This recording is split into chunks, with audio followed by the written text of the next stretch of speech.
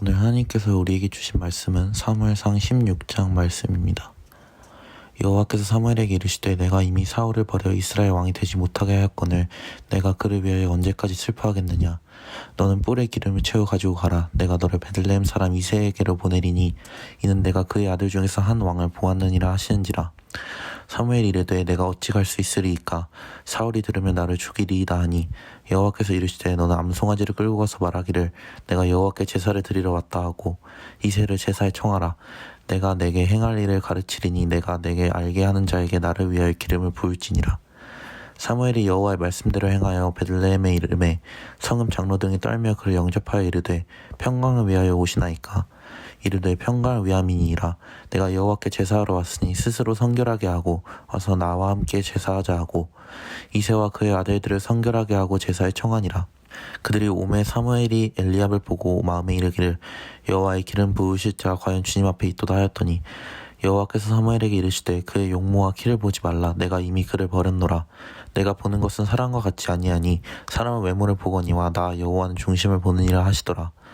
이새가 아비나답을 불러 사무엘 앞을 지나가게 하매 사무엘이 이르되 이도 여호와께서 택하지 아니하셨느니라 하니 이새가 산마로 지나게 하매 사무엘이 이르되 이도 여호와께서 택하지 아니하셨느니라 하니라.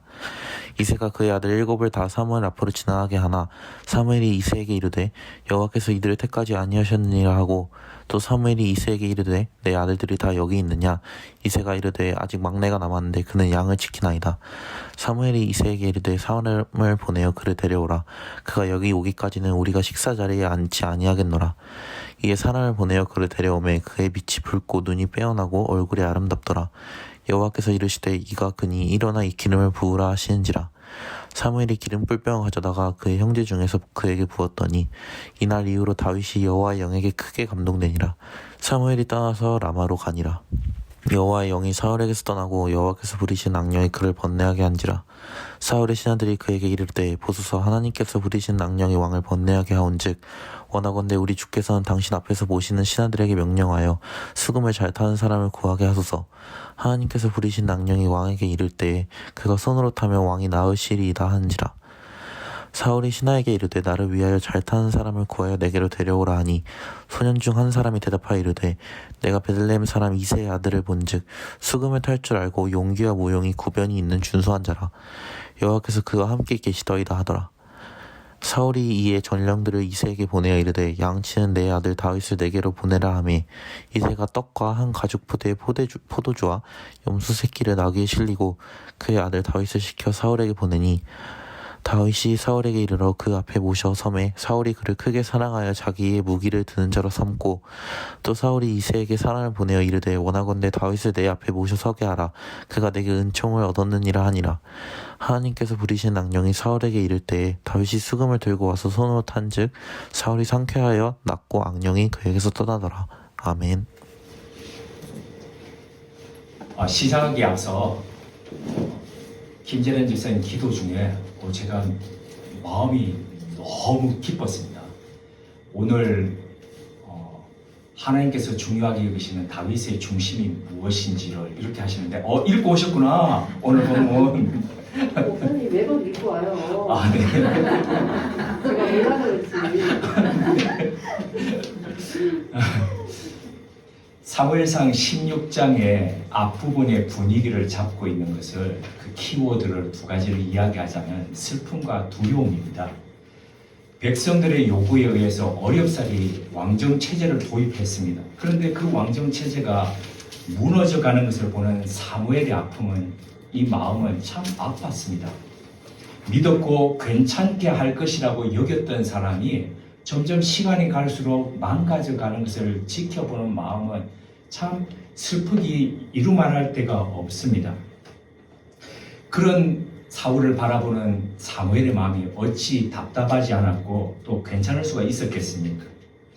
이런 사무엘의 마음을 아는지 모르는지 사울은 점점 신앙에서 멀어져 갔습니다. 물론 대다수 사람들이 보기에 왕정체제는 아주 성공을 거두고 있었습니다. 사울왕은 처음부터 왕이 되었을 때에 주변에, 그러니까 처음에는 서쪽의 암몬, 동쪽에 그 당시에 가장 강대국이었던 블레셋을 이기기까지 했습니다. 그리고 이후에는 남쪽에 끊임없이 이스라엘을 괴롭혔던 아말렉을 토벌하기에 이르렀습니다. 얼마만큼 토벌을 했냐면은 몰아서 그 밑에 아래에 이집트 국경지대까지 보낼 정도로 그렇게 성공을 거두었다는 거죠.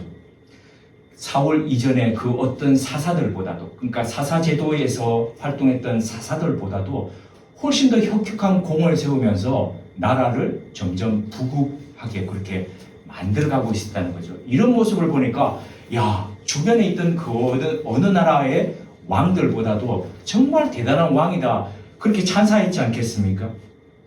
그러니 사무엘 주변에서 유일하게 사무엘만 지금 아파하고 있는 겁니다. 그런 아파하는 사무엘의 마음을 누가 이해하면서 같이 도와주고 할 그런 사람이 어디 있었겠습니까?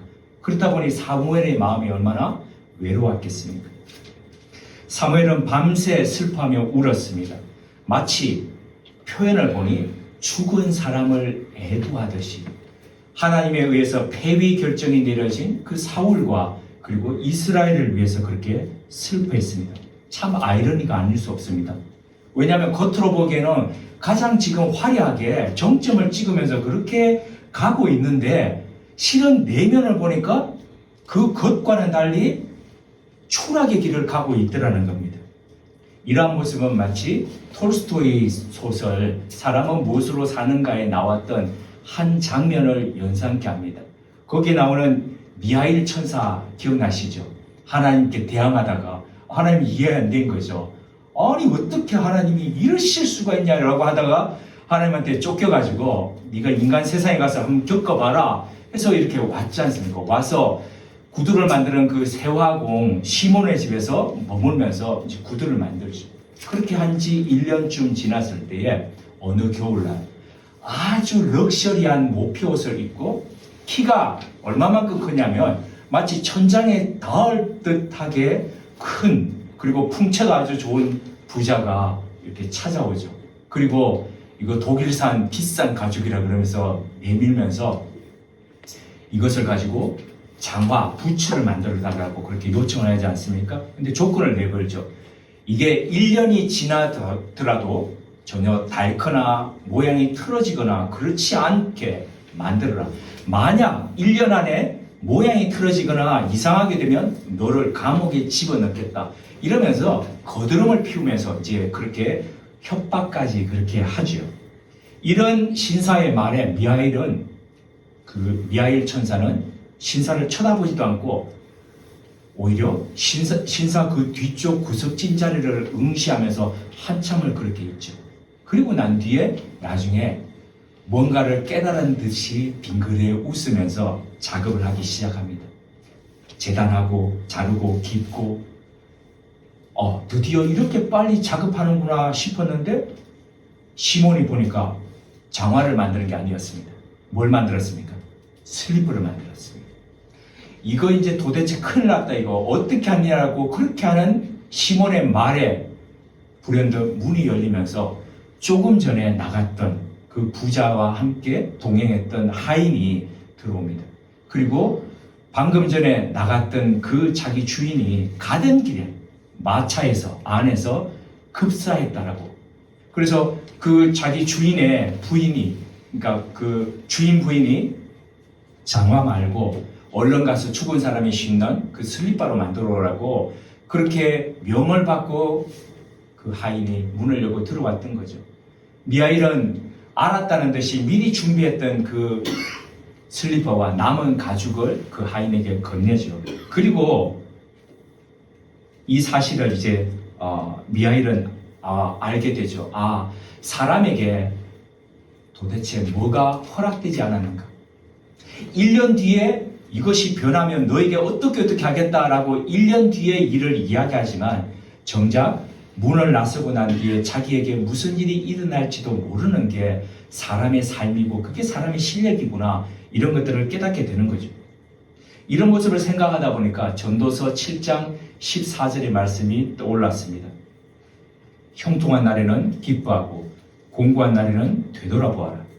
이 두 가지를 하나님이 병행하게 하사 사람이 그의 장래일을 능히 헤아려 알지 못하게 하셨느니라. 장래 일을 알지 못하기 때문에 우리는 잘 나갈 때에 겸허할 수밖에 없습니다. 잘 나갈 때 사람들에게 박수 받을 때라도 스스로 돌아봐야 합니다. 아니 어쩌면은 잘 될 때에, 잘 나갈 때에 오히려 더 돌아봐야 하는 이유가 바로 여기 있습니다. 우리가 서 있는 삶의 자리가 어떤 자리인지를 알지 못하기 때문입니다. 사울 왕은 주변의 찬사와 박수에 매몰되어서 자기가 정말 잘 나가는 줄 알았습니다. 그러나 실상은 점점점 꺼져가는, 매몰되어가는 그런 형편이 있었다는 거죠. 그러니 그 모습을 지켜보던 유일한 사람, 이 사무엘은 슬퍼하지 않을 수 없었던 겁니다. 밤을 새워 애통하는 사무엘에게 하나님은 책망하듯이 이렇게 말씀하셨습니다. 내가 언제까지 사울을 위해 슬퍼하겠느냐? 너는 뿔에 기름을 채워 가지고 가라. 내가 너를 베들레 사람 이세에게 보내리니. 이 말씀은 마치 수도원에 들어와서 이제 막 들어왔던 신참 수사가 두고 온 가족들과 사랑하는 사람들이 생각나서 울고 있을 때, 시도 때도 없이 울고 있을 때에 고참 수사가 했던 말, 제가 프랑스 사람에게 들었던 이 말이 생각납니다. 트라바이에 쌍플로이에, 울지 말고 일하라. 그러니까 그리움과 슬픔과 이런 것에 얽매여 가지고 네 있는 자리에서 주저앉아 있지 말고 너의 일을 하라라는 그 하나님의 말씀이었습니다. 때로 슬픔이 우리를 붙잡습니다. 아픔이 우리를 주저앉게 만들죠. 지나왔던 과거의 내 실수가 늘 자주 내 마음을 끌어당깁니다. 감정을 가진 사람이다 보니 당연합니다. 아니, 그럴 수밖에 없습니다. 그러나 하나님은 우리에게 그 자리에 주저앉지 말라고 하십니다. 엎드려질 수 있습니다. 걸려서 넘어질 수 있습니다. 그런데 엎드려져서 그 자리에 그냥 머물러 있지 말라라고 그렇게 말씀하십니다. 일어나 앞으로 다시 나아가야 하지요. 행여 아픔 가운데 계시다며, 슬픔 가운데 계시다며 이제 우리의 발걸음을 옮겨서 걸어갈 때입니다. 이번 주일 예배 순서지 부름의 말씀, 오늘 윤 집사님께서 앞에 이렇게 그 말씀을 읽으실 때에 잘 기억나시는지 모르겠는데, 마지막 절 말씀을 제가 그 정리를 이렇게 하면서 제 마음속에 참 많이 다가왔습니다. 이 본래 오늘 읽었던 이 부름의 말씀은 본래는 고린도 교회 교인들에게 사울이 아니고 바울이죠. 바울 사도가 1년 동안 준비했던 헌금을 어떻게 하라라고 하는 헌금 설교의 권면의 메시지에 바탕을 해 있습니다. 그런데 이 말씀은 또한 오랫도록 마음에 품었지만 그것을 손으로 발로 옮기지 못했던 그 일을 지금 하라라는 메시지로 확장해서 들을 수도 있습니다. 제가 그 말씀을 다시 봉독해 드리겠습니다. 고린도후서 8장 11절입니다. 이제는 하던 일을 성취할지니 마음에 원하던 것과 같이 완성하되 있는 대로 하라. 울고 있지 말고 이제 너의 일을 하라. 앞으로 나아가라는 주님의 말씀입니다. 하나님의 명령대로 사무엘은 베들레헴 이새의 집으로 가고 싶었지만 두려웠습니다. 사울이 이 소식을 들으면 군사를 일으켜가지고 사무엘에게 위해를 가할 수 있다는 그런 두려움이 들었기 때문입니다. 두렵다는 이 사무엘의 말에 하나님은 소를 끌고 가서 여호와께 제사 드리러 왔다라면서 자연스럽게 이새를 제사에 청하라고 그렇게 말씀하셨습니다. 근데 이 하나님께서 들려주신 비책이라고 하는 것을 가만히 보니까 어디서 많이 본 것 같습니다. 어디서 보신 것 같습니까? 제사를 드리러 왔다라고 그렇게 이야기하라고, 그래서 그 소문을 듣는, 네가 베들레헴으로 갔다라는 것을 듣는 사울을 안심시켜라. 이런 비책 어디서 많이 본 것 같지 않습니까? 이게 사울이 즐겨 쓰던 방법이었습니다. 이 앞에 아말렉과의 전투에서 다 진멸하라는 명령을 어기고 자기 보기에 좋은 소와 양들을 살려두었습니다. 사무엘이 등장하니까 막 소, 양 우는 소리가 들리지 않습니까? 그러니까 이게 도대체 어떻게 된 일이냐? 그러니까 그거요. 백성들이 하나님께 제사 드리려고 남겨둔 겁니다. 이 제사를 핑계를 댔죠. 그죠? 그리고 그 앞에 또 어떤 일이 있었습니까? 브레셋과의 전투에서 백성들이 막 떠나니까, 너무 두려워서 떠나니까 그 백성들을 규합하기 위해서 사울이 직접 제사를 집례하면서 백성들의 마음을 모으려고 그랬습니다.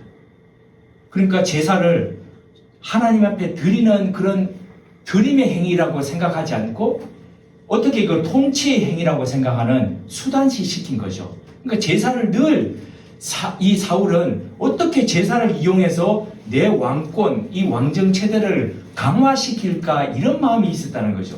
그러니까 하나님께서 사울이 그렇게 즐겨 사용했던 그 수단시했던 제사를 그럼 너도 그렇게 해가지고 그 사울을 안심시켜라. 지금 이렇게 하신 겁니다.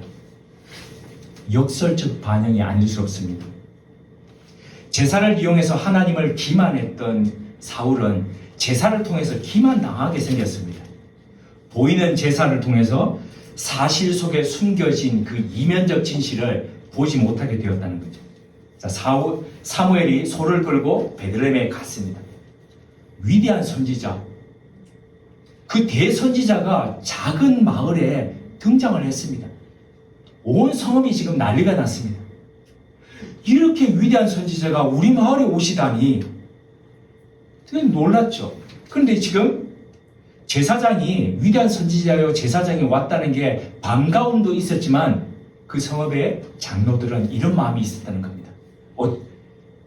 이거 혹시 우리한테 이 좋지 않은 메시지를 가지고 오신 건 아닐까? 어떻게 그렇게 유추할 수 있냐면, 물은 게 어떻게 물었습니까?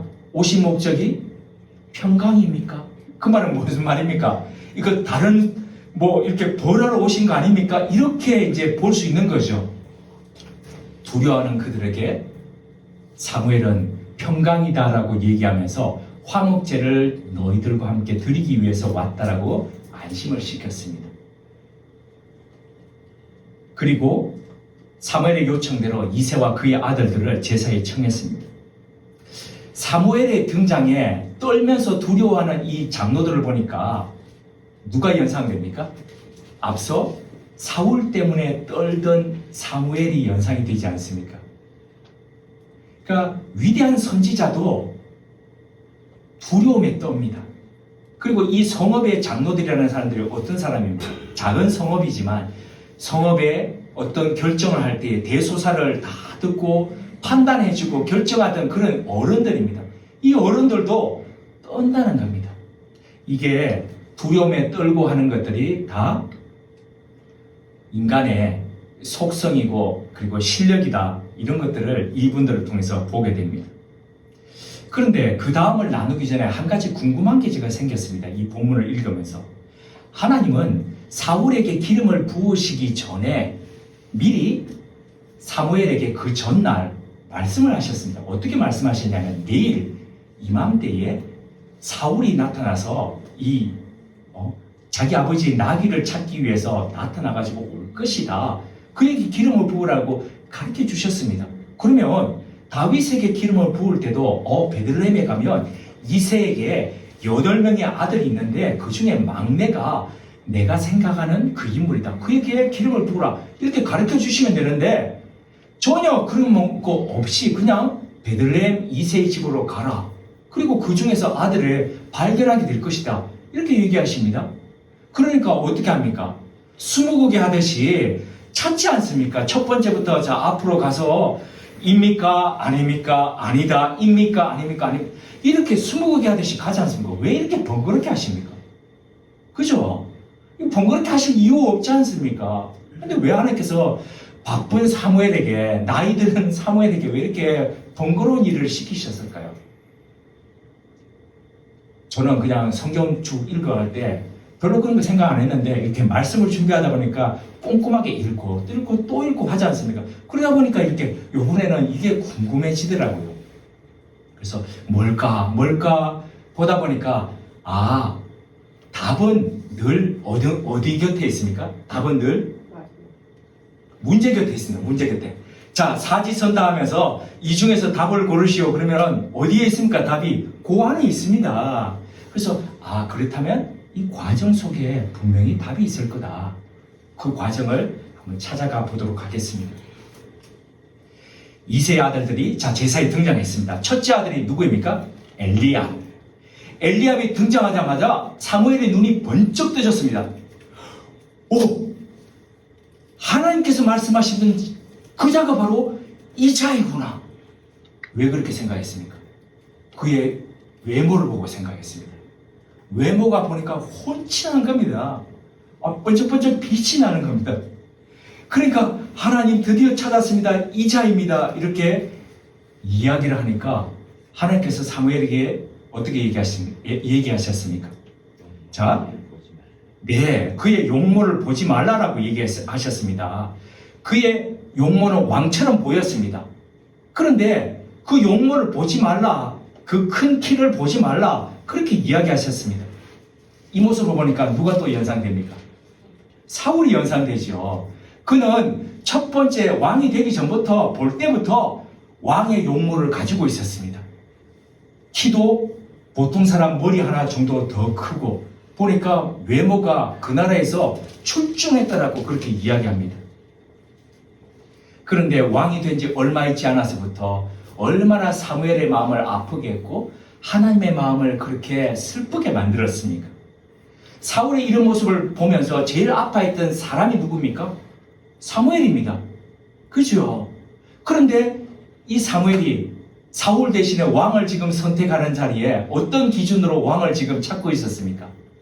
자기가 실패했던 그 똑같은 기준을 가지고 지금 바라보고 있는 겁니다. 적어도 왕이 될 사람이라면 이 정도의 기준은 돼야지 하는 그런 기준을 가지고 지금 찾고 있었던 겁니다. 이런 생각하는 사무엘에게 단호하게 하나님께서 7절에서 말씀하셨죠. 우리 7절 다시 한번 더 읽어보시겠습니다. 사무엘상 16장 7절요. 함께요. 여호와께서 사무엘에게 이르시되 그의 용모와 키를 보지 말라. 내가 이미 그를 버렸노라.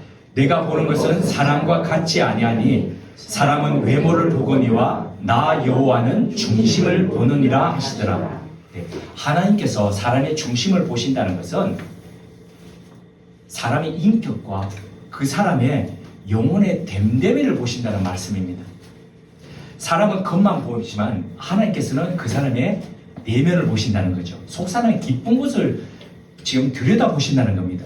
그런 불꽃 같은 눈을 가지고 사람을 쳐다보신다는 거죠. 그런 불꽃 같은 눈으로 하나님께서 엘리압을 보시니까 외모와 달리 속 사람은 너무 뒤틀려져 있다는 겁니다. 인격이 망가져 있더라는 겁니다. 이 부분은요, 우리 다음 주에 볼 17장에 보면 엘리압이 자기 동생 다윗에게 하는 말을 통해서 보면은 얼마나 그 사람이 뒤틀려져 있는지가 보여집니다. 그래서 하나님께서는 일찌감치 그 엘리압을 버려놓으라고 그렇게 말씀하십니다. 엘리압을 향해서 아니다라고 말씀하시는 이 하나님의 말씀 앞에서 아마 사무엘은 아차했을 겁니다.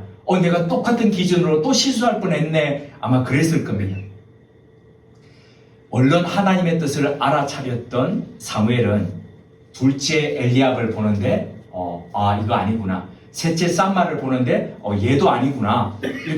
그렇게 하다 보니까 7째까지 다 지나갔죠. 그런데 7 형제를 다 보았는데도 7 형제 속에 하나님께서 있을 거라고 했던 그 사람이 보이지 않는 겁니다. 그래서 이상해서 이세에게 물었던 거죠. 이 아들 중에 이게 다냐? 그러니까 이세는 말째가 하나 있기는 한데 이러면서 이제 바깥에서 들에서 양을 먹이고 있다는 그 이야기를 하죠. 이 부분은 다음 주에 조금 더 나누기로 하겠습니다. 사무엘의 요청에 의해서 사람을 보내서 얼른 다윗이 사무엘 앞에 등장했습니다. 그런데 그 모습을 보니까 너무 용모가 아름다운 겁니다. 그런데 실은 그 모습이 아름다울 리가 있습니까? 바깥에서 지금 양치다 왔는데 옷은 생각해 보십시오. 그리고 햇볕에 거울려가지고 얼굴에 새까맣게 탔는데 그런데 보니까 피부가 붉더라. 아담 할 때 그거거든요. 붉다라는 거거든요. 근데 눈이 보니까 반짝반짝 눈이 빛나고 있는 겁니다. 근데 이 좀 이상하지 않습니까? 아니 하나님은 외모를 보시지 않는다면서요. 그죠? 근데 지금 외모가 이렇더라. 지금 이 얘기하고 있지 않습니까?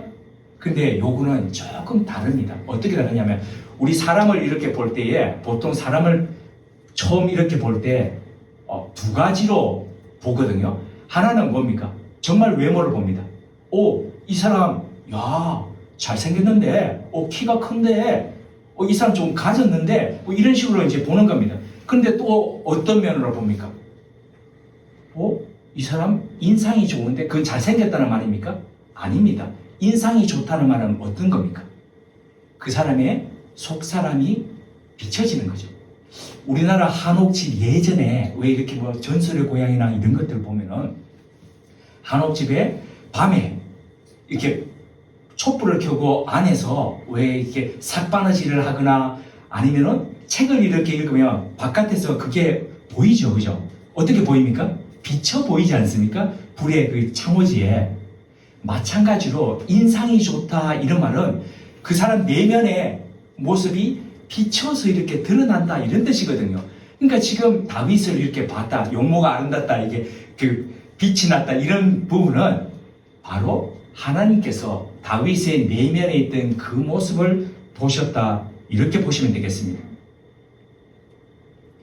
이 부분에서 우리가 중요한 하나의 원리를 발견합니다. 그것은 하나님이 보시는 관점, 기준이 사람과 다르다는 겁니다. 사람은 외모와 외형적 조건에 포커스를 맞추는데 하나님은 그런 것이 아니라 영원한 가치인 사람의 마음을 보신다는 겁니다. 하나님은 다윗에게 그것을 보셨고 그래서 하나님은 이 당시에 다윗의 나이가 15세에 불과했지만은 그를 사울을 이을 왕으로 그렇게 선택하셨다는 겁니다. 그날 이후에 이 다윗은 여호와의 영에 감동해서 하나님과 소통하면서 더더욱 하나님 보시기에 아름다운 그런 내면을 가진 그런 사람으로 점점점 세워져 갔다고 볼 수 있겠습니다.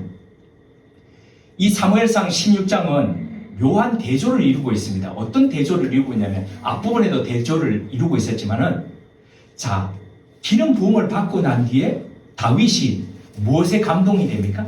여호와의 영에 감동이 됩니다.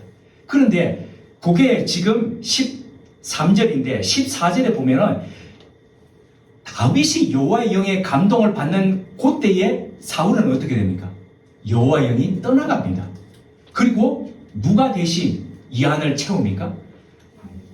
악한 영, 악신이 합니다. 그런데 이렇게 이제 대조를 이루는데 그런데 이 악한 영이라고 하는 악신을 보니까 조금 뭔가 이상합니다. 뭐가 이상합니까?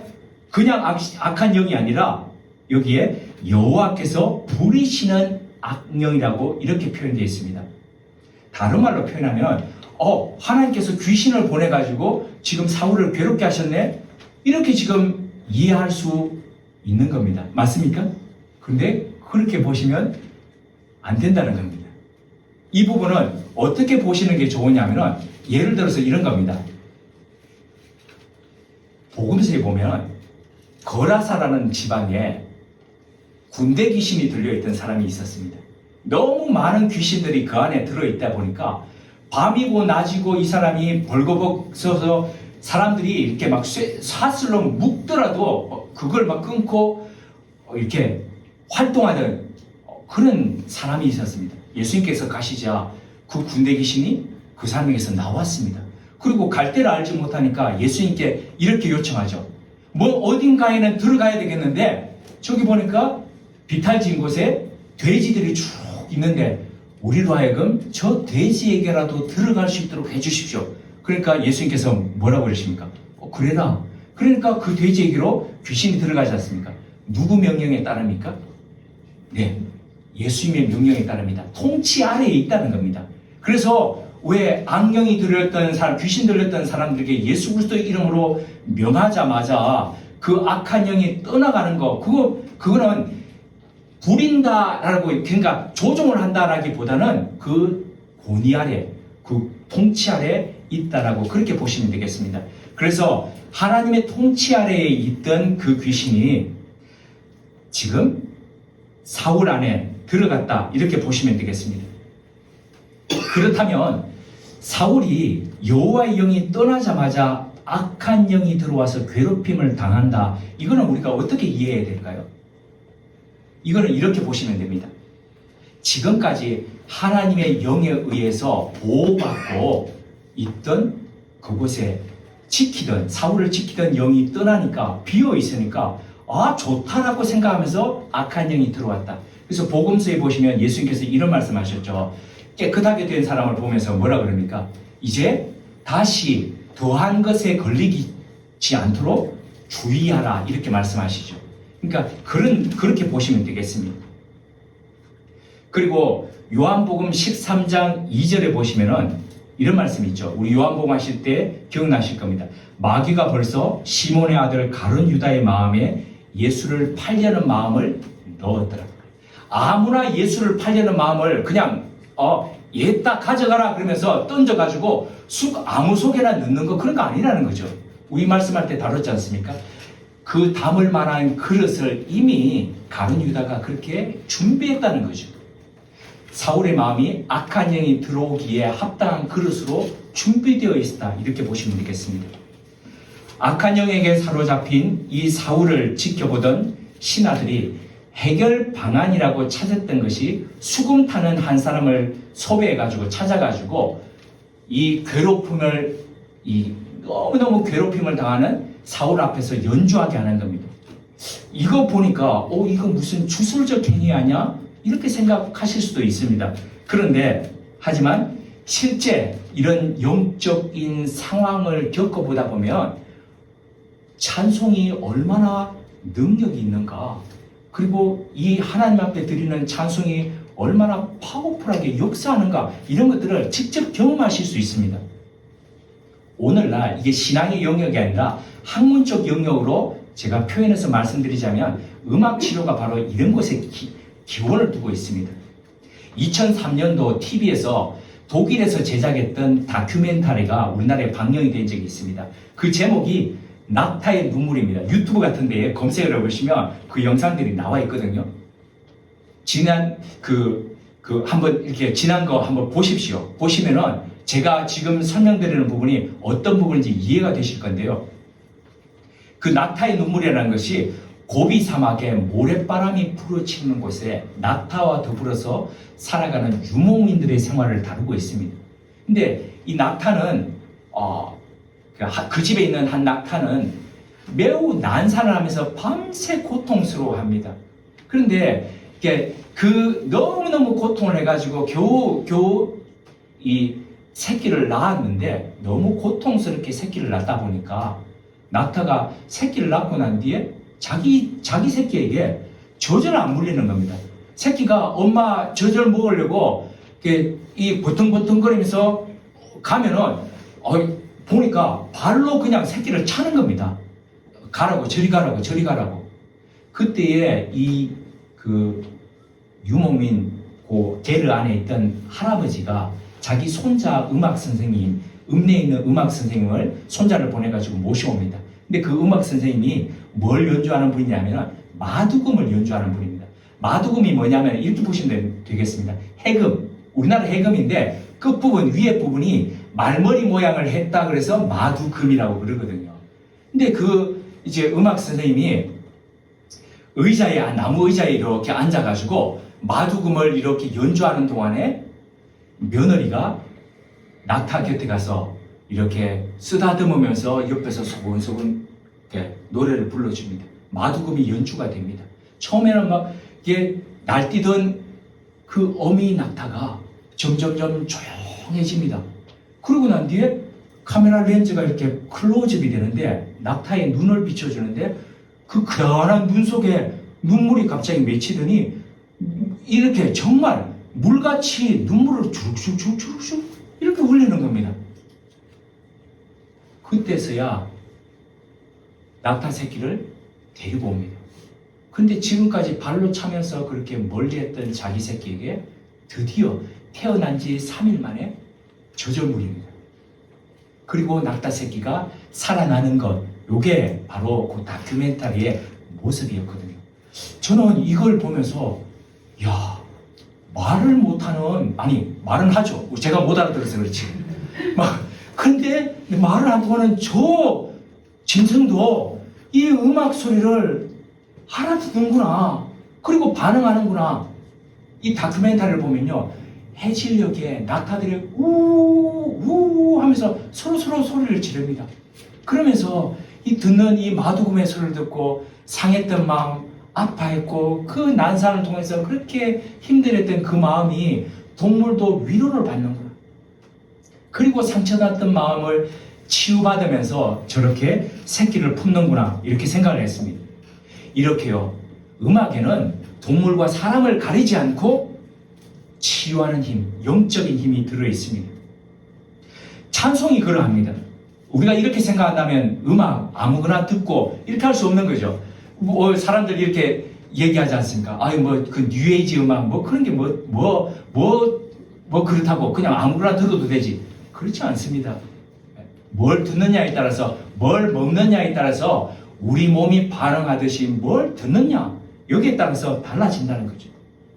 그래서 우리 쿠마트의 선언문이 있지 않습니까? 쿠마트의 대표 한 집사님 기억나시죠? 네. Good art makes a person good. 뭡니까? 좋은 예술이, 좋은 음악이 사람을 선하게 만들어 간다는 거죠. 우리는 여기에 대한 희망이 있습니다. 여기에 대한 꿈이 있습니다. 여기에 대한 소망이 있습니다. 그렇게 세상을 좀 더 아름답게 그렇게 만들어가고 가꾸어 가고자 하는 그 소망이 있다는 겁니다. 사무엘상 16장을 마무리하겠습니다. 마무리하면서 세 가지에 우리가 집중했으면 좋겠습니다. 이걸 기억했으면 좋겠습니다. 첫째, 왜 하나님께서 스무고개 하듯이 그렇게 다윗을 찾아가게 하셨을까요? 왜입니까? 두 번 실수하지 말라는 겁니다. 외모 보면서 그렇게 가지 말라는 겁니다. 하나님이 보시는 것은 뭐라는 겁니까? 중심이라는 겁니다. 내면이라는 겁니다. 그러니까 뭘 갖고 가라는 거죠? 내면을 갖고 가라는 겁니다. 외면 가꾸는 것 얼마나 아침에 나오시면서 거울 보고 오셨습니까? 그죠? 그거 보셨듯이 하루를 시작하기 전에, 나가기 전에 말씀의 거울 앞에서 내 내면을 비추어 보면서 다듬어 가라는 겁니다. 그렇게 하라는 겁니다. 둘째, 다윗은 기름을 붓고 난 뒤에 곧바로 왕이 되었습니까? 아닙니다. 그렇지 않습니다. 이거 보라는 겁니다. 다윗은 평생 기름 부음을 3번을 받았습니다. 처음에 기원전 1025년경에 다윗의 나이 몇 살요? 15살 때에 처음으로 사무엘에게 기름 부음을 받았습니다. 그리고 난 뒤에 거의 15년 동안을요, 사울 밑에 있다가 사울에게 쫓겨가지고 다니다가 하다가 그의 나이 15년이 지나면 몇 세입니까? 30대에 헤브론에서 왕이 되는데 누구의 왕이 되었습니까? 단 한 개, 유다 지파의 왕이 되었습니다. 그리고 난 뒤에 다시 7년이 지나고 난 뒤에 기원전 1003년경에 비로소 이스라엘 전체의 왕으로 마지막 기름을 부음을 받고 세워졌습니다. 그러니까 처음 기름을 붓고 난 뒤에 몇 년이 지나고 난 뒤에요? 무려 23년이 지나고 난 뒤에서야 비로소 왕이 되었다는 겁니다. 제대로 된 왕이에요. 그렇다면 왜 하나님께서는 23년이나 지나고 난 뒤에 왕이 되게 하셨을까요? 아니, 그러면 23년 뒤에나 기름 부으시지 왜 23년 전에 그렇게 기름을 부으시가지고 또 15년 있다가 또 부으시고 왜 그렇게 하셨을까요? 왜 그런 과정을 거치셨을까요? 그거는 다윗의 삶을 추적해보면 그 이유가 드러납니다. 자, 그리고 요 정확한 답 중에 실마리를 보는 게 세 번째 우리가 기억해야 될 부분이 있습니다. 세 번째, 기름 부음을 받고 난 뒤에 다윗이 한 첫 번째 임무가 무엇이었습니까? 수금 타는 일이었습니다. 기름 부음을 받고 난 뒤에 다윗에게 여호와의 영이 강력하게 임했습니다. 여호와의 영이 강력하게 임해서 사사기서를 보시면요, 여호와의 영이 강력하게 임하면 뭘 합니까? 다들 일어나서 놀라운 히어로가 됩니다. 그죠? 마블 영웅들이 되는 겁니다. 그런데 23년 동안 뭐 그냥 이렇게 숨어 다니면서 피해 다니면서 이런 일을 했을 뿐만 아니라 첫 번째 한 게 미치광이 왕 앞에서 그 왕 달래기 위해서 수금 타는 것 이거 했다는 거죠.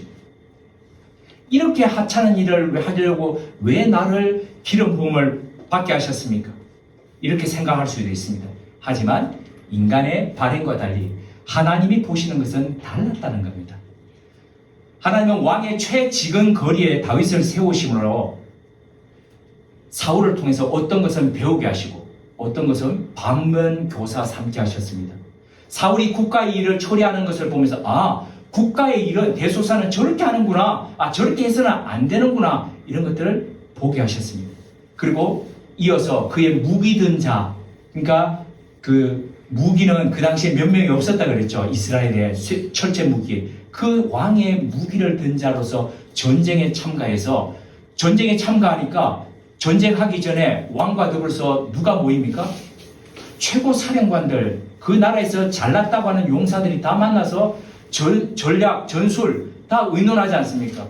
그래서 그런 것들을 통해서 전쟁은 어떻게 해야 되고 사람들은 용병수는 어떻게 해야 되고 그리고 그곳에서 만나는 용감한 사람들과 더불어서 교제케 그렇게 하셨을 거라는 거죠. 언뜻 보면 수금이나 타는 하찮은 일, 그냥 무기 드는 그런 일 이렇게 생각할지 모르겠지만 하나님은 그 하찮고 작은 일 속에 왕이 되는데 꼭 필요한 영양분을 담아 놓으셨다는 겁니다. 그것을 통해서 다윗은 정말 왕으로 되어 갔다는 거죠. 그리고 10년 이상을 이후에 사울 왕에 쫓기면서 광야 생활을 하는 가운데서 그 안에 있던 독소들이 빠져나가는 그 배출되는 그런 시간을 겪었다는 겁니다. 그래서 오늘날 우리가 아는 다윗으로 지금 자리하게 되었다는 거죠. 오늘도 우리 삶 가운데 수많은 일들이 일어납니다. 우리 눈에 보면 불필요하게 보입니다. 아니 왜 이렇게 오래 걸리도록 돌아가게 왜 그렇게 하실까 이해되지 않습니다.